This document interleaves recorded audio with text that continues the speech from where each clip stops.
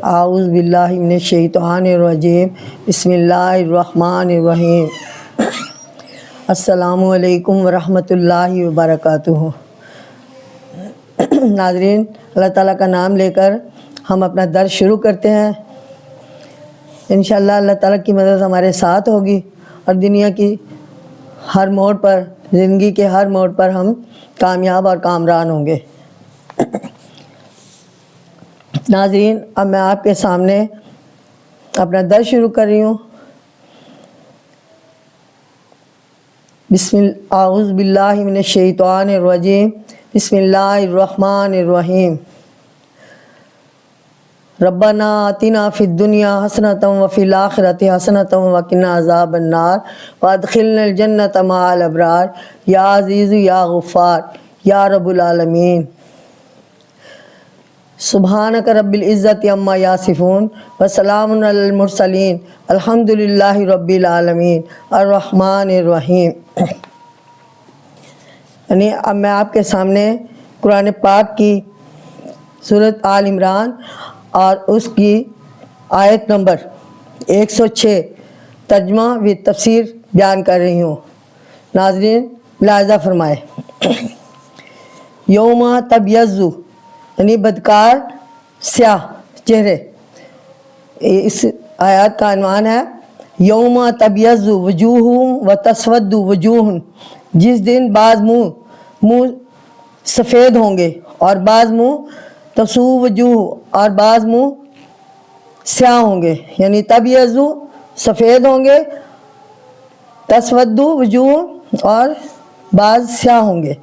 فَأَمَّا الَّذِينَ اسْوَدَّتْ سو وہ لوگ جن کے منہ سیاہ ہوئے، وجوہہم اور ان سے کہا جائے گا کیا تم تم کافر ہو گئے بعد ایمانکم ایمان لانے کے بعد۔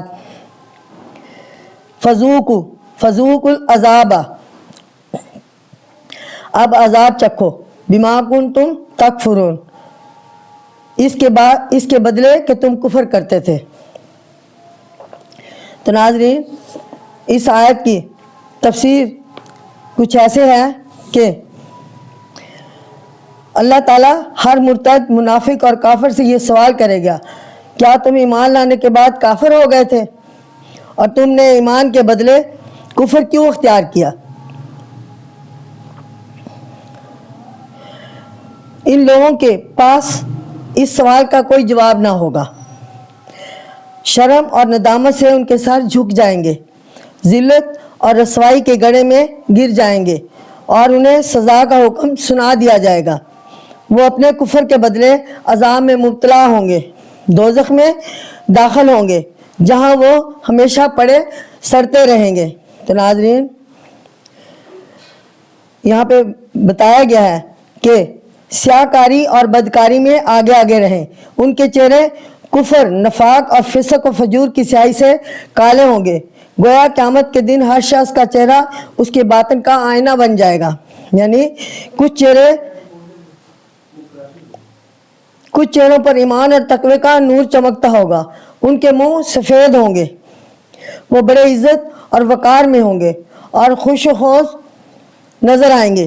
ان کے خلاف جو لوگ اس دنیا میں عمر بھر گناہوں میں مبتلا رہے اور ان کے چہروں پر ایمان اور تقوی کا نور چمکتا ہوگا، ان کے منہ سفید ہوں گے، وہ خوش نظر آئیں گے۔ ان کے خلاف جو لوگ اس دنیا میں عمر بھر گناہوں میں مبتلا رہے، سیاہ کاری اور بدکاری میں آگے آگے رہے، ان کے چہرے کفر و نفاق اور فسق و فجور کی سیاہی سے کالے ہو چکے ہوں گے، گویا قیامت کے دن ہر شخص کا چہرہ ان کے باطن کا آئینہ بن جائے گا۔ اللہ تعالیٰ ہر مرتد، منافق اور کافر سے یہ سوال کرے گا کیا تم ایمان لانے کے بعد کافر ہو گئے تھے؟ یہ تو آخرت کا حال ہے کہ جہاں انسان کو پوری زندگی کا حساب دینا ہوگا، جہاں اسے مستقل عذاب اور ثواب ملے گا، خود اس دنیا کے بھی انسان کو نتائج کا سامنا کرنا پڑے گا۔ یعنی دنیا میں بھی انسان کو اس نتائج کا سامنا کرنا پڑتا ہے اور اس کا چہرہ اس کی زندگی کا آئینہ دار ہوتا ہے۔ اگر انسان بدی کرتا ہے تو اس کے چہرے پر برائیاں اڑنے لگتی ہیں، خفت اور شرمندگی کے آثار نمایاں ہو جاتے ہیں۔ دوسری طرف نیکی کے نتیجہ میں اسے سرخ روئی اور نورانیت سے حاصل ہوتی ہے۔ دنیا دیکھ کر پکار اٹھتی ہے، یہ تو جنتی ہے، اور اس کا چہرہ پر نور رہتا ہے، اس کی آنکھوں سے روشنی چمکتی ہے، جھلکتی ہے، اس کی پیشانی نورانی ہو جاتی ہے۔ تو ناظرین، اب میں آپ کے سامنے قرآن پاک کی سورۃ آل عمران اور اس کی آیت نمبر 107، اس آیت کا عنوان کچھ ایسے دیا گیا کہ نورانی چہرے۔ وَأَمَّا الَّذِينَ ابْيَضَّتْ وُجُوهُهُمْ فَفِي، اور وہ لوگ جن کے منہ سفید ہوئے سو وہ ففی رحمت اللہ، وہ اللہ کی رحمت میں ہے، ہم فیہا خالدون، اور وہ اس میں ہمیشہ رہیں گے۔ تو ناظرین، اس آیت کی تفسیر کچھ ایسے ہے کہ کسی امر کی اصلی حقیقت مقابلے سے زیادہ روشن ہو جاتی ہے، چنانچہ نیکی کی قدر اس وقت ظاہر ہوتی ہے جب وہ بدی کے گناہوں نتائج واضح کر دیے جائیں، اور سفیدی کی قدر تب بڑھتی ہے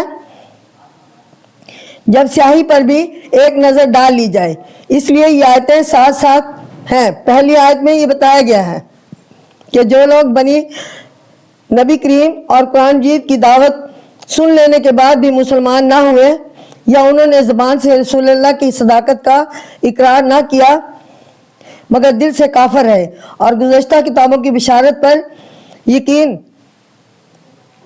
یقین کے باوجود پیغمبر اسلام کو جھٹلاتے رہے، اللہ تعالیٰ ان پر سخت ترین عذاب نازل کرے گا۔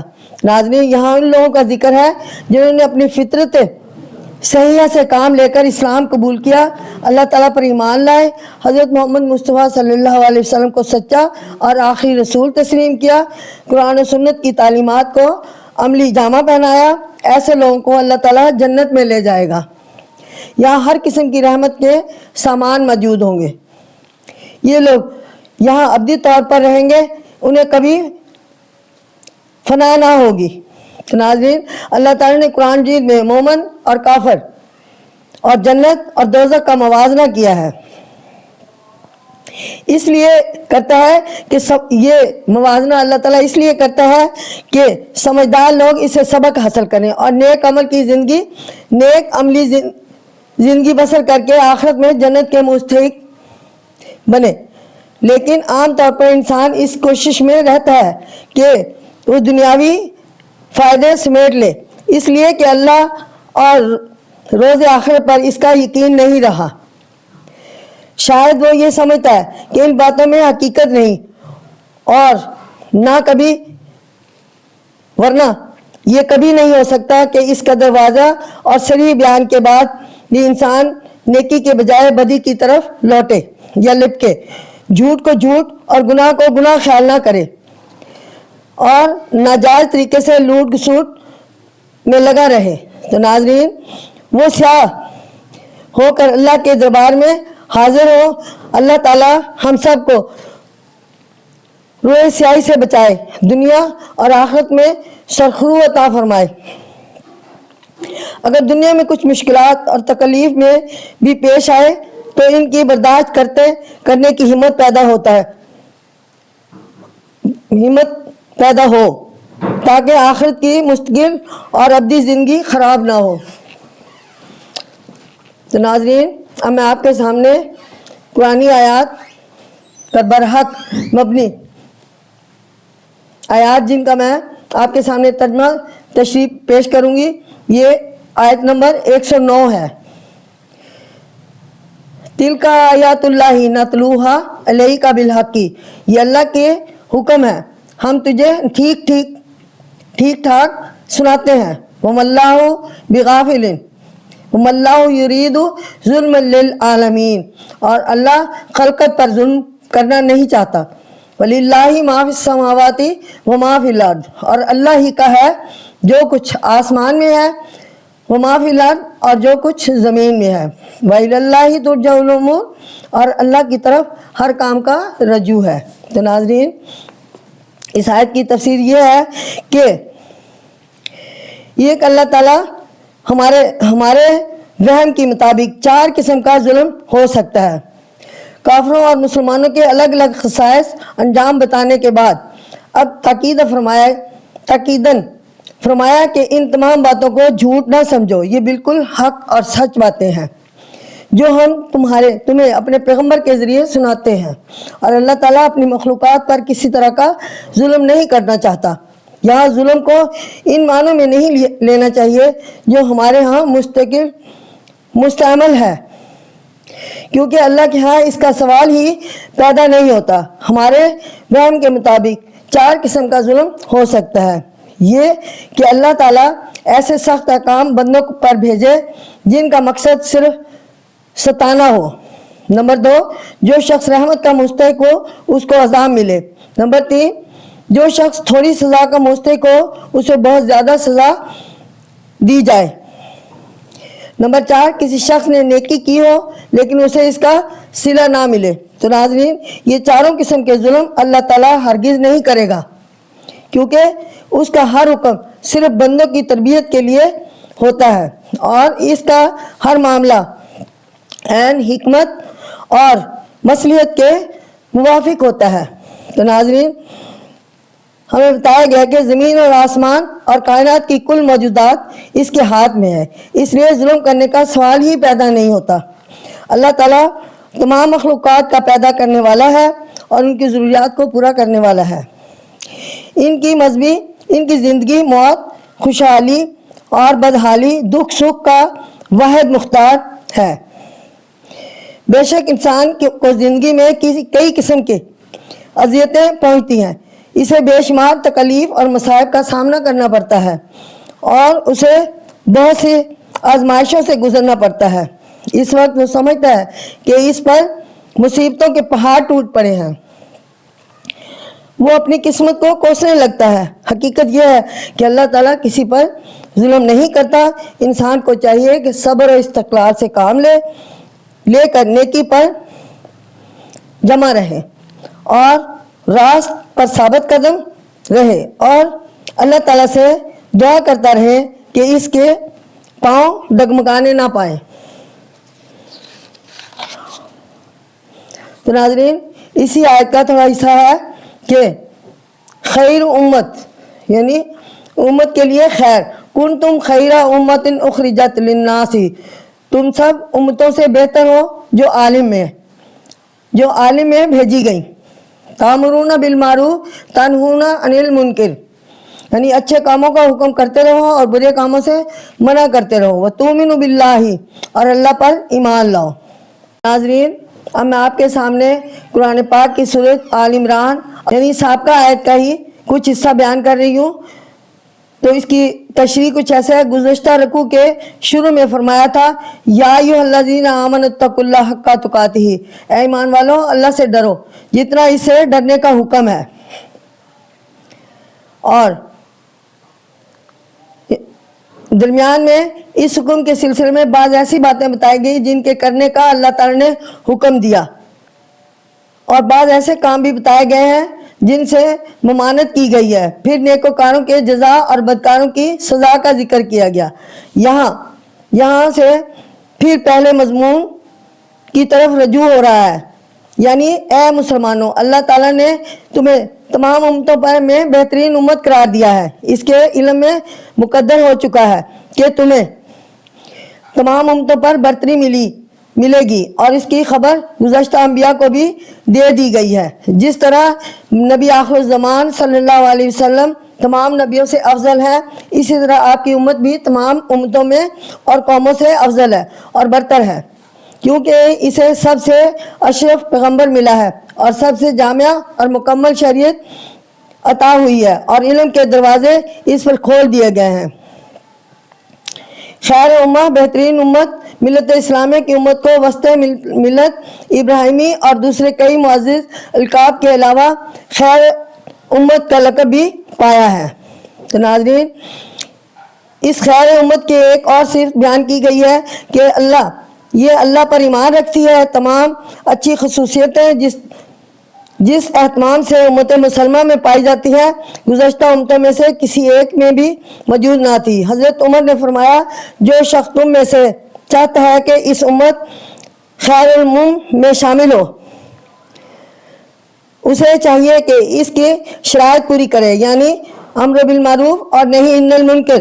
اور یہ اس وقت ہو سکتا ہے جب انسان پہلے خود اپنے آپ کو سنوار لے، یا کیونکہ اس کے بغیر دوسروں کو درست نہیں کر سکتا۔ تو ناظرین، اب میں آپ کے سامنے قرآن پاک کی سورۃ آل عمران اور اس کی آیت نمبر 111 جس کا ترجمہ و تفسیر بیان کرتی ہوں۔ اہل کتاب کو نصیحت، ولو آمنا اہل الکتاب لکانا خیرن، اور اگر اس کتاب ایمان لائے تو اگر اہل کتاب ایمان لائے تو ان کے لیے بہتر تھا۔ خیر اللہ منہم المومنون، ان میں سے کچھ ایمان پر ہیں، اور وَأَكْثَرُهُمْ هُمُ الْفَاسِقُونَ، اور ان میں سے اکثر نافرمان ہے۔ لَن يَضُرُّوكُمْ إِلَّا أَذًى، تمہارا کچھ نہ بگاڑ سکیں گے۔ وَإِن يُقَاتِلُوكُمْ يَوَلُّوكُمُ الْأَدْبَارَ، زبان سے ستانے کے سوا، اور لِأَن يُقَاتِلُوكُمْ يَوَلُّوكُمُ الْأَدْبَارَ، اور اگر تم سے لڑے تو پیٹ دیں گے۔ لا ينصرون، پھر ان کی مدد نہ ہوگی۔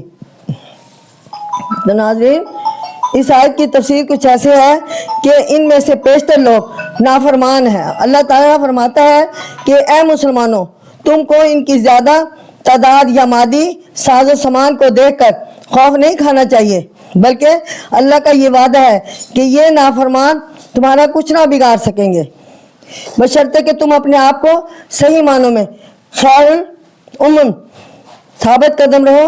یہ لوگ زیادہ سے زیادہ یہی کر سکتے ہیں کہ زبان سے گالی دیں گے، یا تمہیں برا بھلا کہیں گے، یا کوئی چھوٹی موٹی عارضی تکلیف پہنچائیں گے۔ یہ نہ تم پر غالب آ سکتے ہیں اور نہ تمہیں کوئی بڑا نقصان پہنچا سکتے ہیں۔ یہ یقین رکھو کہ اگر لڑائی میں لوگ تمہارے مقابلے پر آئیں تو پیٹھ دکھا کے بھاگ نکلیں گے، اور کسی طرح سے انہیں مدد نہیں بھی پہنچے گی، شکست کھا کر ذلیل اور رسوا ہوں گے۔ تو قرآن مجید کی یہ پیشن گوئی حروف بحروف پوری ہوئی۔ صحابہ کرام رضی اللہ تعالیٰ عنہ کے زمانے میں اہل کتاب کا یہی حشر ہوا، اور انہوں نے اسلام اور مسلمانوں کی تباہی کے لیے ایڑی چوٹی کا زور لگا دیا، لیکن مسلمانوں کا بال بھی بیکا نہ کر سکے۔ جہاں کہیں مقابلہ ہوا، شکست کھا کر بھاگے، اور ہر موقع پر اللہ کی امداد مسلمانوں کے شامل رہی۔ ناظرین، اب ہمارا درس کمپلیٹ ہوا۔ انشاءاللہ ہمیں آئندہ سورۃ آل عمران کی دوسری 5 آیات کا تفصیلی آپ کے سامنے ترجمہ اور تشریح لے کر پیش ہوں گی۔ میرے ساتھ رہیے اور غور سے سنیے۔ اللہ تعالیٰ آپ کو سننے کی توفیق دے اور مجھے سنانے کی توفیق دے، اور میرے ساتھ رہیے۔ انشاءاللہ میری حوصلہ افزائی کرتے رہیے۔ میں آپ کی شکر گزار ہوں کہ آپ میرے ساتھ رہے اور میری حوصلہ افزائی کی سابقہ آیات کے سننے میں۔